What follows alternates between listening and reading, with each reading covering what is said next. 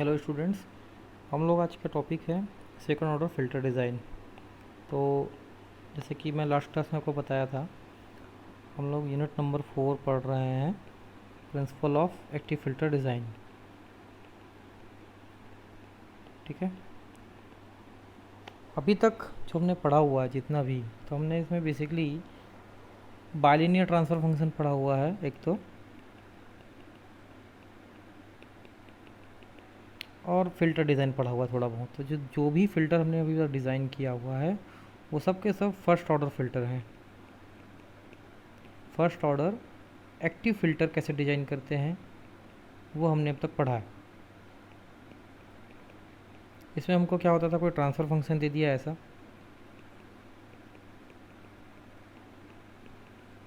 ठीक है, या ऐसा, ये सब ट्रांसफ़र फंक्शन को हम लोग इस फॉर्मेट में लिख लेते थे। इसमें देखो सब के सब एक फर्स्ट ऑर्डर इक्वेशन है, एस प्लस का एस का जो मैक्सिमम पावर है 1 है, यहाँ पे यहाँ पे यहाँ पे यहाँ पे। इसको हम लोग बाइलिनियर ट्रांसफ़र फंक्शन में ब्रेक कर लेते थे कुछ इस टाइप से।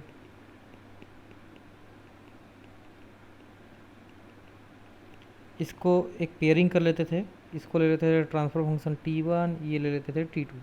T1 अपने आप में एक बाइलिनियर ट्रांसफ़र फंक्शन होता था, T2 अपने आप में एक बाइलिनियर ट्रांसफ़र फंक्शन होता था। और हम लोग T1 को अलग से डिज़ाइन करते थे और T2 को अलग से सेपरेट डिज़ाइन करते थे, और आखिरी में दोनों को कैस्केड करके कनेक्ट कर देते थे। ठीक है, तो T1 जो डिज़ाइन होता था, इससे जो सर्किट बनता था वो फर्स्ट ऑर्डर फ़िल्टर होता था, इससे जो सर्किट बनता था वो भी फर्स्ट ऑर्डर फ़िल्टर होता था, और दोनों को मिला के हम लोग हायर ऑर्डर फ़िल्टर डिज़ाइन करते थे। ठीक है, अगर हम लोग को nth ऑर्डर फ़िल्टर डिज़ाइन करने बोला है तो हमको 10 ऐसे फर्स्ट ऑर्डर फ़िल्टर बनाने पड़ेंगे। तो बहुत हेक्टिक हो जाएगा अगर हम लोग एक एक फर्स्ट ऑर्डर फ़िल्टर लेके बनाते रहे, तो काफ़ी बड़ा सर्किट हम लोग का हो जाएगा। तो हम लोग अभी जो अगला हमारा टॉपिक होगा वो होगा सेकंड ऑर्डर फ़िल्टर डिज़ाइन।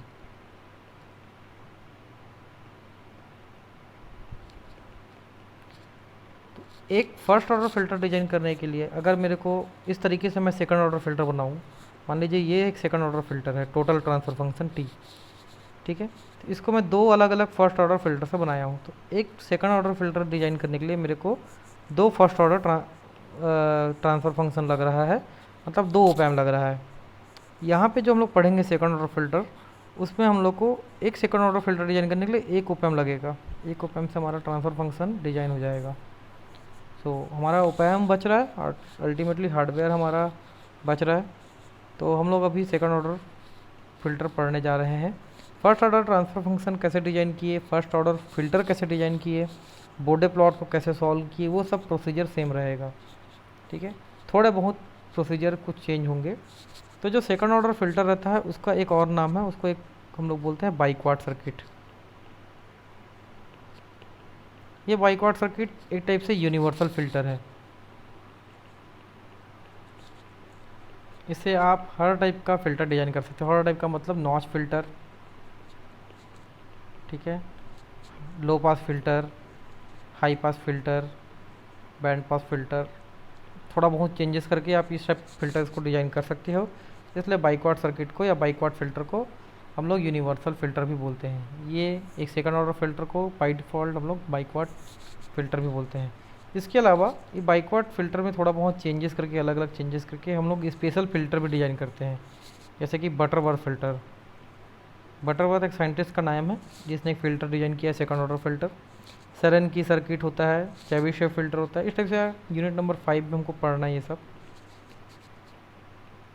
तो सिंपल सा समझ लो, अभी तक हम फर्स्ट ऑर्डर फ़िल्टर पढ़ते आए हैं। जितना भी फ़िल्टर हमने पढ़ा है सारा का सारा फर्स्ट ऑर्डर फ़िल्टर है। अब हम लोग अलग टाइप का एक फ़िल्टर पढ़ेंगे जिसको हम लोग बोल रहे हैं second order filter. Second order filter जैसा कि नाम से पता चल रहा है, इसका जो ट्रांसफ़र फंक्शन होगा उसमें एस का मैक्सिमम पावर 2 होगा।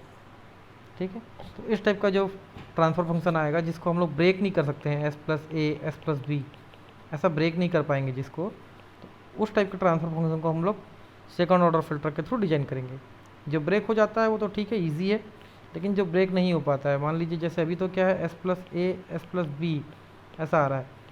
कुछ ऐसे ट्रांसफ़र फंक्शन होते हैं जिसमें आपको मान लीजिए यहाँ -2s आ गया, 2 आ गया, जो भी, S plus j beta, S plus जे 1, S+J2 मतलब इमेजिनरी टर्म आ जाएगा जब। तो इस टाइप के फ़िल्टर को आप डिज़ाइन तो नहीं कर पाओगे बाय दिस मेथड्स जो हम लोग पहले पढ़े हैं। तो हम लोग यूज़ करते हैं ये सेकंड ऑर्डर फ़िल्टर डिज़ाइनिंग। तो ये कंप्लीट टॉपिक इसी के ऊपर है कि सेकंड ऑर्डर फ़िल्टर कैसे डिज़ाइन करना है, क्या क्या मेथड है उसके ऊपर। ठीक है, तो अब सेकंड ऑर्डर फ़िल्टर में जाने से पहले हम लोग जानते हैं कि जो हमारा पहला टॉपिक है वो क्या है। तो हमारा जो पहला टॉपिक है सेकंड ऑर्डर फ़िल्टर का वो है design parameter. Now what is a design parameter? ये डिज़ाइन पैरामीटर क्या होता है? तो किसी भी फ़िल्टर के लिए एक स्पेसिफिक डिज़ाइन पैरामीटर होता है जिसके थ्रू उस डिज़ाइन पैरामीटर के थ्रू अगर हमको चीज़ पता है तो हम लोग उस चीज़ को डिज़ाइन कर पाएंगे। जैसे कि आपको कोई चीज़ बोल रहे हैं कि आपको एक एम्पलीफायर बनाना है मान लीजिए, तो उस एम्पलीफायर को बनाने के लिए आपको पूछेंगे आपकी सामने वाले से कि मेरे को जो एम्पलीफायर बनाने का है उस एम्पलीफायर का क्या रेंज होना चाहिए, फ्रीक्वेंसी रेंज क्या होना चाहिए और कितना गेन वो प्रोवाइड करना चाहिए। तो गेन है पूछोगे, दूसरा पूछोगे फ्रीक्वेंसी, कितना फ्रीक्वेंसी में काम करेगा और कितना गेन होना चाहिए। फॉर एग्जांपल आपको एक स्पीकर बनाने बोला जाता है, यानी कि स्पीकर मतलब एक एम्पलीफायर ही है। तो आप बोलोगे कि ये स्पीकर किस पर्पज़ के लिए बनाया जा रहा है। स्पीकर बहुत टाइप के अलग अलग आते हैं। क्या ये स्पीकर घर में लगाने के लिए बना रहे हो? क्या ये स्पीकर आप जो नेता लोग भाषण देते हैं आउटडोर में उसके लिए यूज़ करने वाले हो, या ये स्पीकर को किसी ऑर्केस्ट्रा में यूज़ करने वाले हो? आप अपना रिक्वायरमेंट बताओगे कि मेरे को इस पर्टिकुलर पर्पज़ के लिए स्पीकर बनाना है।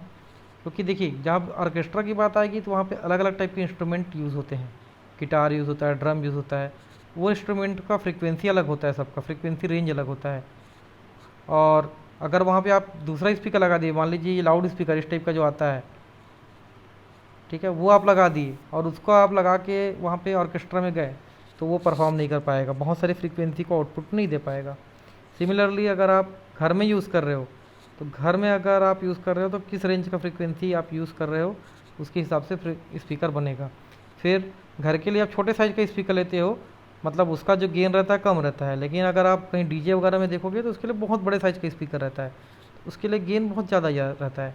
तो अलग अलग रिक्वायरमेंट के हिसाब से आपका जो पैरामीटर है वेरी करता है। तो ये दो पैरामीटर स्पीकर के लिए होता है कि गेन और फ्रीक्वेंसी कैसा होना चाहिए। सिमिलरली जब हम कोई फ़िल्टर डिज़ाइन करते हैं तो उसके लिए भी दो पैरामीटर होते हैं। एक पैरामीटर होता है ओमेगा नॉट, दूसरा पैरामीटर होता है क्वालिटी फैक्टर। अब ये दोनों क्या होता है? ओमेगा नॉट को हम लोग बोलते हैं resonant frequency, quality factor Q. अभी दोनों होते क्या चीज़ है, क्वालिटी फैक्टर क्या होते हैं, इसको आप ऐसा समझ लीजिए कि मान लीजिए आपको इसको समझना है। ये क्वालिटी फैक्टर का सिंपल सा मतलब समझ लीजिए सबसे पहले तो। रिजोनेंट फ्रीक्वेंसी तो सिंपल फ्रीक्वेंसी है, वो फ्रीक्वेंसी जिसमें आपका कट ऑफ डिसाइड होगा। फॉर एग्जांपल अगर हम लोग लो पास फिल्टर की बात करते हैं तो लो पास फिल्टर को अगर मैं बोल रहा हूँ कि मेरे को एक लो पास फिल्टर चाहिए, तो आप लो पास फिल्टर डिज़ाइन करो जिसका कट ऑफ फ्रीक्वेंसी 1 किलोहर्ट्ज़ होना चाहिए। तो मेरे लिए जो रिजोनेंट फ्रीक्वेंसी होगी इस लो पास का 1 किलोहर्ट्ज़ हो जाएगा।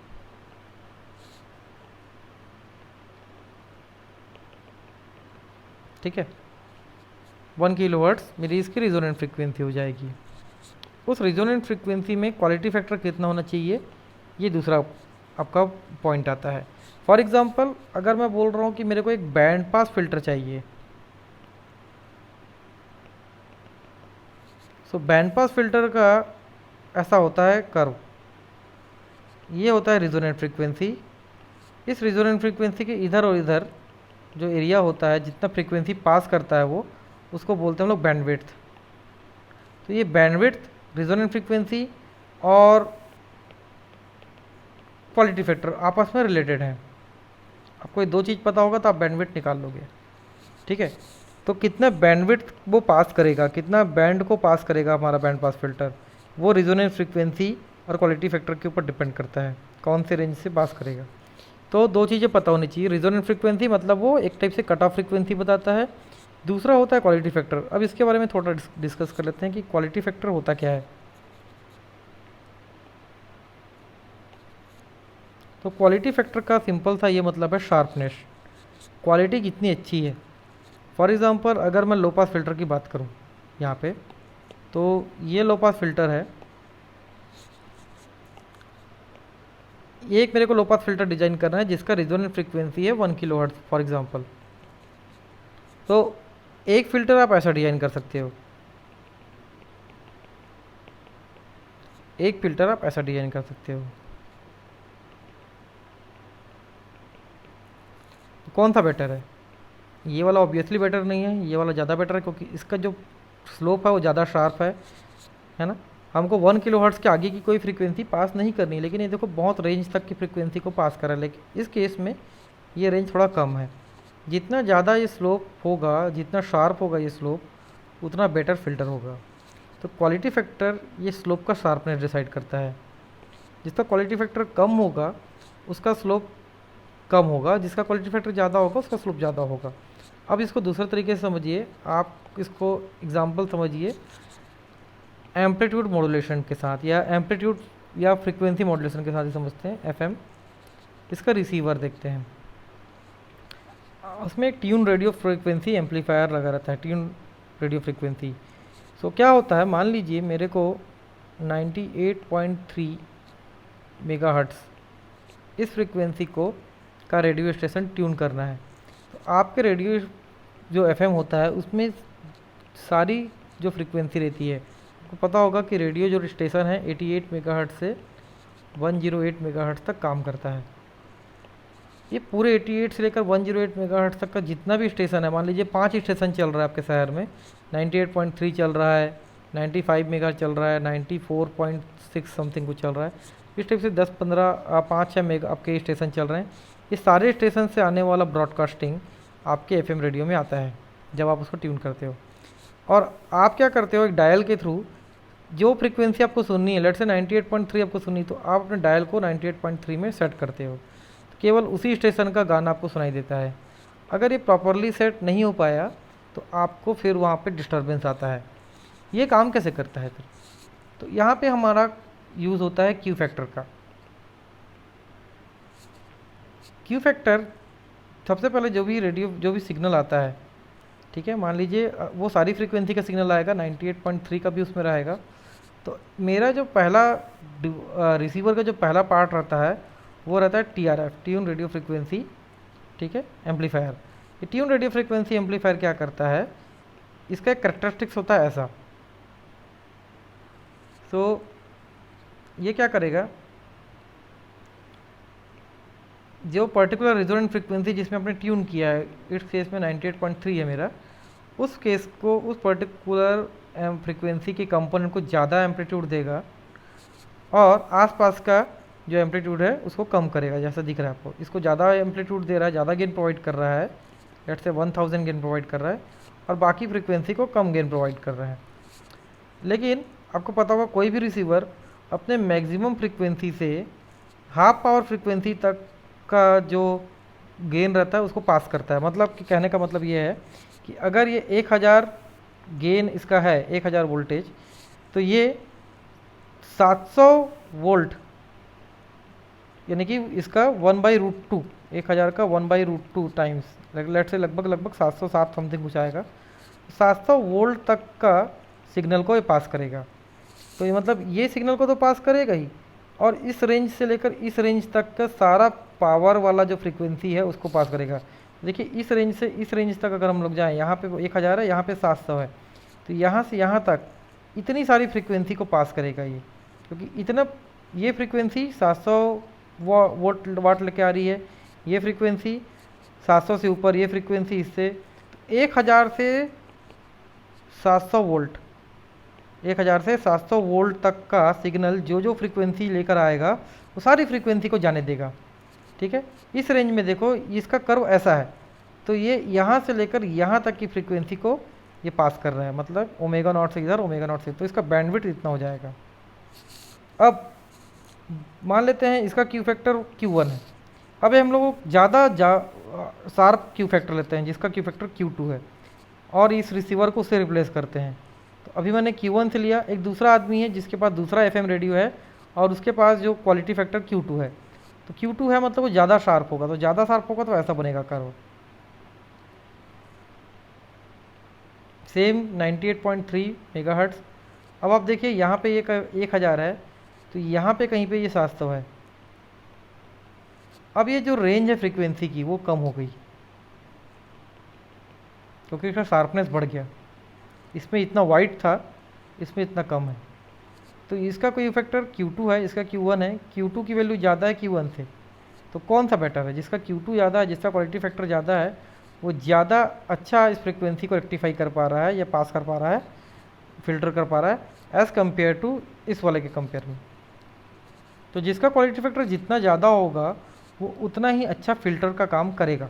सिंपल सा ये मतलब है, ठीक है। तो रिक्वायरमेंट क्या होनी चाहिए? पर्टिकुलर जिस फ्रिक्वेंसी के लिए हमको फ़िल्टर बनाना है वहाँ के लिए क्वालिटी फैक्टर ज़्यादा से ज़्यादा होना चाहिए, ताकि उतना अच्छा रिस्पॉन्स मेरे को मिल सके। तो ये दो पैरामीटर हैं, omega naught and Q, for second order low pass filter के लिए, जो हम लोग को ध्यान में रखना है। तो अब हमारा जो इसको फाइंड करना है, ये होता क्या है? तो ये हमारा क्वेश्चन है, design parameter for biquad circuit. तो there are two design parameter for biquad circuit, one is quality factor and second one is natural frequency omega naught और रेजोनेंस फ्रीक्वेंसी ओमेगा नॉट। अब ये कैसे फाइंड करें, कितना होता है क्वालिटी फैक्टर, कैसे डिज़ाइन करें, इसको हम लोग को फाइंड करना है। तो मान लेते हैं, to obtain Q and omega naught let us consider series RLC circuit. तो सीरीज RLC सर्किट हम लोग लेते हैं। सीरीज RLC सर्किट क्यों लिए? क्योंकि इस सीरीज RLC सर्किट का जब ट्रांसफर फंक्शन निकलेगा वो सेकंड ऑर्डर सर्किट होगा, और ये सीरीज RLC सर्किट सेम आपका लो पास फिल्टर जैसा काम कर रहा है, ठीक है। इस सीरीज RLC सर्किट को एग्जांपल लेके हम लोग ट्रांसफ़र फंक्शन का आइडिया ले सकते हैं बाइक्वाड सर्किट का, कि उसका ट्रांसफ़र फंक्शन कैसा होगा। तो देखिए, एक सीरीज RLC सर्किट लिया है, एक R, L और C लगाया हुआ है, आउटपुट वोल्टेज V2 है, इनपुट वोल्टेज V1 है, ठीक है। अब ये लो पास फिल्टर जैसे कैसे काम कर रहा है उसको देखते हैं।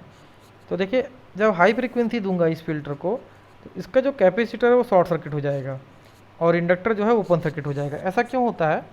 क्योंकि इंडक्टर का जो रिएक्टेंस होता है वो होता है LS, और कैपेसिटर का जो रिएक्टेंस होता है 1/CS। S जो है फ्रीक्वेंसी है मान लो, तो जब हाई फ्रीक्वेंसी दूंगा मतलब S की वैल्यू मैं क्या रख रहा हूँ, इन्फिनिटी। जब S इन्फिनिटी रखूँगा तो देखो XL जो हो जाएगा इन्फिनिटी हो जाएगा और ये हो जाएगा 0। तो इसका रिएक्टेंस इन्फिनिटी मतलब ये ओपन सर्किट हो गया, और इसका रिएक्टेंस हो जाएगा 0 मतलब ये शॉर्ट सर्किट हो गया। सो हाई फ्रीक्वेंसी के लिए ये शॉर्ट सर्किट हो जाएगा, ये ओपन सर्किट हो जाएगा, this is open circuit and this is short circuit. तो ये सर्किट ऐसा बन जाएगा V1 V2। आपको पता है कि शॉर्ट सर्किट के क्रॉस वोल्टेज जो होता है 0 होता है, तो V2 की वैल्यू 0 हो जाएगी, ठीक है। वैसे भी यहाँ से आप देखो कोई करंट यहाँ पे नहीं आ रहा है। Then second case, low frequency. तो जब लो फ्रीक्वेंसी दूंगा तो लो फ्रीक्वेंसी को मानो S equal to 0। S equal to 0 जब रखते हैं, ये इसको लो फ्रीक्वेंसी लेते हैं। जब S इक्वल टू 0 रखेंगे तो इसकी वैल्यू हो जाएगी 0, इसकी वैल्यू हो जाएगी इन्फिनिटी। मतलब इंडक्टर जो है शॉर्ट सर्किट होगा और कैपेसिटर जो है वो ओपन सर्किट हो जाएगा। तो सर्किट ऐसे बन जाएगा, ये शॉर्ट हो गया, ये ओपन हो गया। इस केस में V2 is equal to V1 हो जाएगा, दिख रहा है, V2 is equal to V1। तो आप देखो, फॉर हाई फ्रीक्वेंसी आउटपुट 0 मिल रहा है, for low frequency input V जो आउटपुट है वो इनपुट के बराबर मिल रहा है। तो ये हमारा लो पास फिल्टर होता है, इसको बोलते हैं लो पास फिल्टर, जो ये प्रॉपर्टी शो करता है। मतलब ये वाला जो सर्किट है वो लो पास फिल्टर जैसा काम कर रहा है। तो पहला चीज़ तो हमारा क्लियर हो गया कि एक फ़िल्टर है जो लो पास फिल्टर का काम कर रहा है। दूसरा, इसका ट्रांसफ़र फंक्शन निकाल लेते हैं। इसका ट्रांसफ़र फंक्शन आता है इतना, V2/V1 1/CS LS plus R plus 1/CS, ठीक है। ये कैसे आया इसको भी देख लेते हैं। ये हमारा R, ये L, ये C, ये V2, ये V1, ठीक है। इसको आप मान लो Z1, इसको मान लेते हैं Z2। तो इसको ऐसा बना लेते हैं, Z1, ऐसा बना लेते हैं इसको Z1 और Z2, ठीक है। V2 V1 by voltage divider rule लगाओ। तो वोल्टेज डिवाइडर रूल क्या होता है, V2 इज इक्वल टू, इस इम्पीडेंस में हमको वोल्टेज निकालना है, तो V2, तो जो इम्पिडेंस में निकालना होता है उसको लिखते हैं overall voltage V1 and overall resistance का सम Z1 प्लस Z2। तो Z2 क्या है, Z2 क्या था, एक कैपेसिटर था, तो Z2 होता है 1/CS। Z1 क्या है, एक रेजिस्टेंस और एक इंडक्टेंस का सीरीज कॉम्बिनेशन, इसको ऐसा लिखते हैं R plus LS plus 1/CS। ठीक है, तो ये आ गया V2, ये आ गया V1। तो यहाँ से देखो ये V2/V1 आ गया इतना 1/CS LS plus R plus 1/CS। इसमें अब हम लोग थोड़ा सा मॉडिफाई करते हैं, न्यूमरेटर में और डिनोमिनेटर में L से डिवाइड करते हैं और मल्टीप्लाई करते हैं S का। तो उसको लिखने के बाद वो ऐसा बन जाएगा 1/LS upon S² plus R/LS plus 1/LC। ठीक है, नाउ जो डिनोमिनेटर रहता है उसको हम लोग अलग से लिखे हुए हैं S² plus R/LS plus 1/LS। इसको हम लोग बोलते हैं कैरेक्टरिस्टिक्स इक्वेशन। आप कंट्रोल सिस्टम में ऑलरेडी इसको जानते हो, this is called characteristics equation. अब हमको इसका रिजोनेंट फ्रीक्वेंसी निकालना है। तो रिजोनेंट फ्रीक्वेंसी निकालने के लिए आपको पता है कि जो रिजोनेंट फ्रीक्वेंसी होता है ओमेगा नॉट, उस रिजोनेंट फ्रीक्वेंसी में मैक्सिमम करंट या मैक्सिमम वोल्टेज मेरे को मिलता है, मतलब वहाँ पे इम्पीडेंस 0 हो जाता है।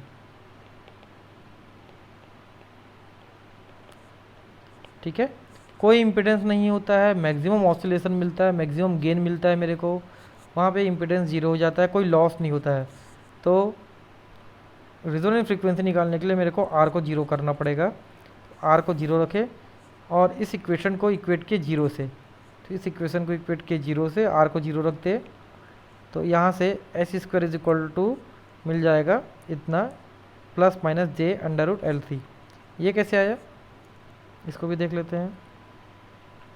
S² plus 1/LC equal to 0, S equal to minus 1/LC, S is equal to हो जाएगा √ माइनस 1/LC। और आप इसको जानते हो, इसको ऐसा लिख सकते हैं प्लस -1 माइनस 1/LC, -1 को हम लोग लिख सकते हैं J√1/LC S। अब S की वैल्यू रख दो J ओमेगा, तो प्लस माइनस J1/√LC। सो अब यहाँ से कंपेयर करोगे तो ओमेगा की वैल्यू आ जाएगी 1/LC √ओवर। ठीक है, तो ओमेगा को मैं यहाँ पे रख रहा हूँ ओमेगा नॉट, तो omega naught is equal to 1/√LC। तो ये आपका आ गया रिजोनेंट फ्रीक्वेंसी का फार्मूला। और क्वालिटी फैक्टर का सीधा फार्मूला होता है omega naught L/R for series RLC circuit. तो यहाँ से Q की वैल्यू आ गई ओमेगा नॉट L/R। यहाँ से L/R के फॉर्म में, R/L के फॉर्म में इसको रख लिए ओमेगा नॉट बाई Q। अब देखो उस वाले इक्वेशन में जाओ, ट्रांसफर फंक्शन में, यहाँ से R/L है एक और एक होता है 1/LC। तो यहाँ से मैंने को 1/LC मिल जाएगा, 1/LC कितना हो जाएगा ओमेगा नॉट का स्क्वायर।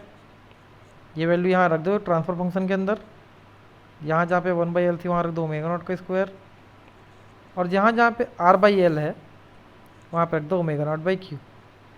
तो यहाँ पे रख दो ओमेगा नॉट बाई Q। ठीक है, तो मेरा जो ट्रांसफर फंक्शन है वो मॉडिफाई हो जाएगा ऐसे, इस फॉर्मेट में, ये वाला। अब ये हमारा इस स्टैंडर्ड फॉर्मेट में आ गया है, जिसमें हम लोग को ओमेगा नॉट और Q के फॉर्म में दिया हुआ है। अब कोई मेरे को क्वेश्चन बोलेगा कि आपको एक एक्टिव फिल्टर डिज़ाइन करना है, आपको एक फ़िल्टर डिज़ाइन करना है, मान लीजिए सेकंड ऑर्डर फिल्टर, मेरे पास ओमेगा नॉट की इतनी वैल्यू है और Q की इतनी वैल्यू है, तो मैं उसका ट्रांसफ़र फंक्शन निकाल सकता हूँ यहाँ से। अब उसको डिज़ाइन कैसे करते हैं वो बात का बात है, लेकिन उसका एक ट्रांसफ़र फंक्शन मेरे को पता चल गया, ओमेगा नॉट मेरे को पता है, Q पता है, तो ट्रांसफ़र फंक्शन निकल जाएगा हमारा। ठीक है, तो हमने एक ट्रांसफ़र फंक्शन को स्टैंडर्ड फॉर्मेट में लिख लिया ओमेगा नॉट और Q के टर्म्स में। अब इस ट्रांसफ़र फंक्शन का पोल का लोकेशन फाइंड करते हैं। तो पोल का लोकेशन फाइंड करने के लिए हम लोग जो डिनोमिनेटर है उसको इक्वेट करते हैं 0 की। तो क्या था डिनोमिनेटर, ये। ठीक है, S² plus omega naught by QS plus omega naught square, इसको इक्वल करते हैं 0 के। अगेन मैंने बोला था इसको कैरेक्टरिस्टिक इक्वेशन बोलते हैं। इसका रूट फाइंड करने के लिए हम लोग, आप जो 10th की क्लास में जैसे करते थे, तो अगर कोई क्वाड्रेटिक इक्वेशन दिया हुआ है, मान लेते हैं उसका रूट है minus alpha plus j beta minus alpha minus j beta, ये इसके दो रूट है मान लेते हैं। सो अगर किसी ट्रांसफ़र फंक्शन का कोई दो रूट दिया होता है, मान लीजिए आपका कोई क्वाड्रेटिक इक्वेशन है ये A S plus B equal to zero, इसके दो रूट हैं P1 minus P1 minus P2। तो इसको कैसे लिख सकते हैं इसी इक्वेशन को, S plus P1 S plus P2 equal to zero, ऐसा लिख सकते हैं। ये दोनों इक्वेशन बराबर होंगे, ये और ये एक ही इक्वेशन होगा दोनों, ठीक है। तो वैसे ही हम लोग को इसका रूट ले लिया है minus alpha plus j beta minus alpha minus j beta, दो रूट इसके ले लिए हैं। तो इस इक्वेशन को हम लोग ऐसा लिख सकते हैं, किसी क्वाड्रेटिक इक्वेशन के दो रूट मेरे को पता है S1 और S2, तो उस इक्वेशन को मैं ऐसा लिख सकता हूँ S plus alpha minus j beta into s plus alpha plus j beta, ठीक है। वही P और Q के एग्जाम्पल, P1 और P2 के एग्जाम्पल से आप इसको समझ लेना। इसको मान लेते हैं अपन P1, इसको मान लो आप P2, तो उस टाइप से आप इसको लिख सकते हो। देन इसको मल्टीप्लाई किए और इसको ओपन किए, तो मैंने कहा क्या था, ये इक्वेशन क्वेश्चन नंबर 7 और ये इक्वेशन क्वेश्चन नंबर 8 दोनों एक इक्वेशन है। और दोनों एक इक्वेशन है तो इसके कंपोनेंट जो हैं वो भी एक बराबर होंगे। तो कंपोनेंट कंपेयर कर लिए, तो यहाँ से अल्फ़ा की वैल्यू आ गई ओमेगा नॉट बाई 2Q और ओमेगा नॉट स्क्वायर की वैल्यू आ गई alpha square plus beta square. तो अल्फ़ा यहाँ से यहाँ कंपेयर कर लो ये दोनों इक्वेशन को, इसको और इसको, और यहाँ से कंपेयरिंग करने के बाद आपको इतना मिलेगा, अल्फ़ा ये मिल जाएगा, ओमेगा नॉट स्क्वायर इतना मिल गया। देन यहाँ से बीटा की वैल्यू निकाल लो आप, वो आ जाएगी इतनी, ठीक है। और एक फार्मूला और होता है cos phi is equal to होता है अल्फ़ा बाई ओमेगा नॉट, यहाँ से अल्फ़ा और ओमेगा नॉट की वैल्यू रखोगे तो इतनी आ जाएगी 1/2Q। अच्छा, ये सब करने का मतलब क्या है, ये सब करने का ये मतलब है कि आपको सेकंड ऑर्डर इक्वेशन में Q का इंपॉर्टेंस बताना है कि Q और ओमेगा नॉट किस टाइप से आपके सेकंड ऑर्डर सिस्टम की स्टेबिलिटी को चेंज कर सकते हैं, कैसे आपके सिस्टम का जो स्टेबिलिटी है वो Q और ओमेगा नॉट के ऊपर डिपेंड करता है, ठीक है। तो ये पोल का लोकेशन आ गया, पोल का लोकेशन क्या था, minus alpha plus j beta और minus alpha minus j beta. तो मान लीजिए माइनस अल्फ़ा जो है वो रियल ऐसा पोल था आपका, minus alpha plus minus j beta, ये दो पोल आए थे, ठीक है, S1 S2। तो माइनस अल्फ़ा रियल लोकेशन को इंडिकेट करता है, जो बीटा है वो इमेजनरी एक्सिस को इंडिकेट करता है। तो मान लीजिए this is the pole, second order equation का दो पोल है, ये वाला जो क्वांटिटी होगा माइनस अल्फ़ा होगा और ये लोकेशन होगा जे बीटा, ये होगा माइनस जे बीटा। ये पोल का लोकेशन होगा minus alpha minus plus j beta, इस पोल का लोकेशन होगा minus alpha minus j beta, ये लोकेशन है एस प्लेन में, ठीक है। ये पोल का लोकेशन आ गया, इस पोल को इसके ओरिजिन से मिलाओ, ये जो लाइन बनता है उसका रेडियस होता है, इसको बोलते हैं ओमेगा नॉट, इसकी लेंथ जो होती है ये होता है ओमेगा नॉट, ठीक है। और ये जो एंगल होता है इसको बोलते हैं फाई, ये एंगल होता है फाई। तो ये सब चीज़ यहाँ पे डिनोटेड है। अब आप देखो यहाँ पे क्या चीज़ हो रहा है, जो अल्फ़ा है, अल्फ़ा की वैल्यू कितनी है, ओमेगा नॉट बाई 2Q, ठीक है। मैंने स्टार्टिंग में क्या कहा था कि आपको अगर अच्छा फ़िल्टर बनाना है, बेस्ट फ़िल्टर बनाना है, तो Q की वैल्यू मैक्सिमम होनी चाहिए, ज़्यादा से ज़्यादा होना चाहिए।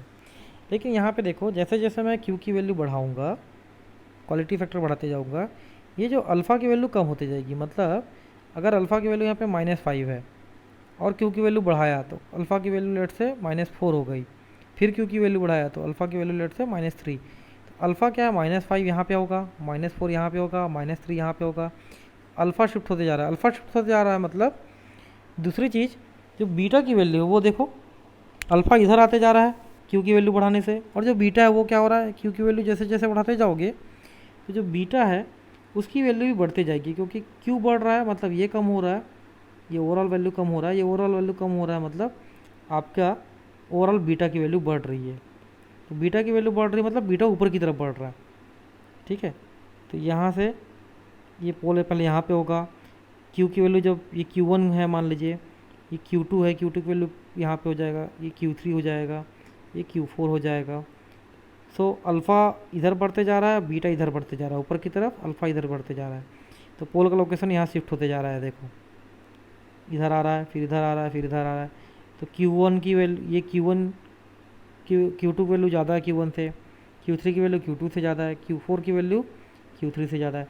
मतलब क्या है, जैसे जैसे मैं Q की वैल्यू बढ़ाते जा रहा हूँ, जो मेरा पोल है वो धीरे धीरे इमेजनरी एक्सिस की तरफ सरकते जा रहा है। इसका मतलब क्या हुआ, जैसे जैसे हमारा पोल इमेजनरी एक्सिस की तरफ बढ़ते जाएगा, मेरा जो सिस्टम है वो ज़्यादा अनस्टेबल होते जाएगा। तो जो सिस्टम का स्टेबिलिटी है वो कम होते जा रहा है क्यू के बढ़ने से। दूसरा चीज़, क्यू जो होता है इन्वर्सली प्रोपोर्शनल होता है डैम्पिंग फैक्टर के।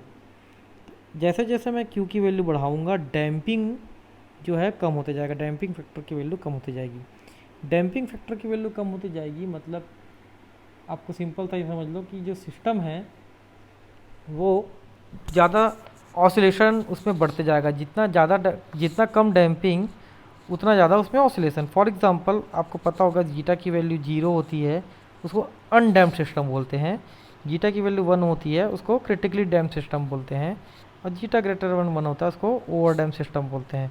Zeta is equal to less than 1 को हम बोलते हैं अंडर डैम्प्ड सिस्टम। तो बेस्ट जो सिस्टम होता है zeta is equal to less than 1 होता है, अंडर डैम्प्ड सिस्टम होता है, ठीक है, जिसमें आपका ऑसिलेशन धीरे धीरे कम होते जाता है। शुरुआत में ज़्यादा रहता है, धीरे धीरे कम होते जाता है। लेकिन for zeta is equal to 0 आपका ऑसिलेशन लगातार बना रहता है, वो कभी ख़त्म नहीं होता। मतलब वो सिस्टम अनस्टेबल सिस्टम होता है, उसमें कोई आउटपुट का वैल्यू फिक्स नहीं रहता, लगातार वो हिलते रहता है। अगर आपको एसी वोल्टेज को डीसी वोल्टेज में कन्वर्ट करना है 5 वोल्ट डीसी में, अगर सिस्टम अनडैम्प्ड सिस्टम है तो वो सिस्टम हमेशा कुछ ना कुछ फ्लक्चुएशन उसमें रहेगा ऐसा। अगर अंडर डैम्प्ड सिस्टम है तो थोड़ा देर फ्लक्चुएशन रहेगा, फिर थोड़ा देर के बाद जब क्या वो कांस्टेंट हो जाएगा, ठीक है। तो ये डिफरेंस होता है अंडर डैम और अनडैम्प्ड सिस्टम में। तो जैसे जैसे मैं क्यू की वैल्यू बढ़ाते जाऊंगा, सिस्टम जो है अनडैम्प्ड सिस्टम बनते जाएगा, उसमें ऑसिलेशन बढ़ते जाएंगे, लगातार ऑसिलेशन रहेगा और वो ऑसिलेशन कभी ख़त्म नहीं होगा जैसे जैसे मैं क्यू की वैल्यू बढ़ाते जाऊंगा। मतलब वो सिस्टम स्टेबल सिस्टम नहीं रहेगा। तो यहाँ पे ड्रॉबैक क्या है, ज़्यादा क्यू की वैल्यू होनी चाहिए, ये तो हमको रिक्वायरमेंट है, बट क्यू की वैल्यू एक लिमिट से ज़्यादा नहीं बढ़ा सकता क्योंकि सिस्टम ज़्यादा अनस्टेबल हो जाएगा, ठीक है। इसको हम लोग आगे जब हम लोग लो पास फिल्टर का फ्रिक्वेंसी रिस्पॉन्स पढ़ेंगे तो उसमें भी देखेंगे कि जैसे लो पास फिल्टर है तो मैंने क्या कहा था, एक लो पास फिल्टर ऐसा रहता है, एक लो पास फिल्टर ऐसा रहता है, ये बेस्ट फिल्टर है इसके कंपेयर में। तो जैसे जैसे क्यू की वैल्यू बढ़ाते जाओगे, लो पास फिल्टर का जो शार्पनेस है बढ़ते जाएगा, ये तो अच्छी बात है। तो फिर बुरी बात क्या है, इसमें आप देखोगे जिस कट ऑफ फ्रिक्वेंसी के लिए इस लो पास फिल्टर को डिजाइन करोगे, जितना ज़्यादा क्यू का वैल्यू रहेगा उतना ज़्यादा उसके पास पीक आते रहेगा।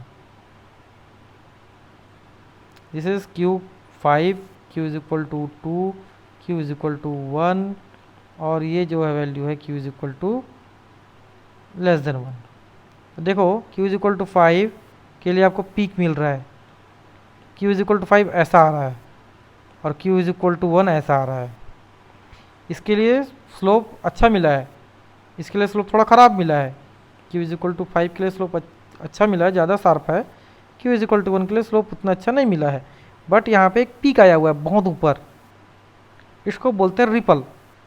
तो क्या होगा, जिस पर्टिकुलर फ्रिक्वेंसी में मैं इसको ऑपरेट करने की कोशिश करूँगा, इस पर्टिकुलर फ्रिक्वेंसी के लिए मैं इसको ऑपरेट कर रहा हूँ, जब इनपुट सिग्नल उस पर्टिकुलर, जैसे एक फ़िल्टर बनाया मैं, इस फिल्टर का कट ऑफ फ्रिक्वेंसी या रीजन फ्रिक्वेंसी 300 हर्ट्ज़ है।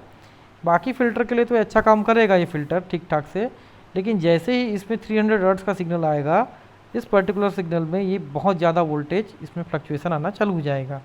तो ये जो वोल्टेज है इस पर्टिकुलर डिवाइस को ख़राब कर देगा जिसके लिए आप यूज़ कर रहे हो। मान लो आप मोबाइल चार्जर लगाए हो, ठीक है, वो मोबाइल चार्जर में एक रेक्टिफायर या फ़िल्टर लगा है, उस फिल्टर का Q का वैल्यू 5 है मतलब, और उस फिल्टर का फ्रीक्वेंसी है 300 हर्ट्ज़ या लेट से 50 हर्ट्ज़, फिर घर में 50 हर्ट्ज़ आता है।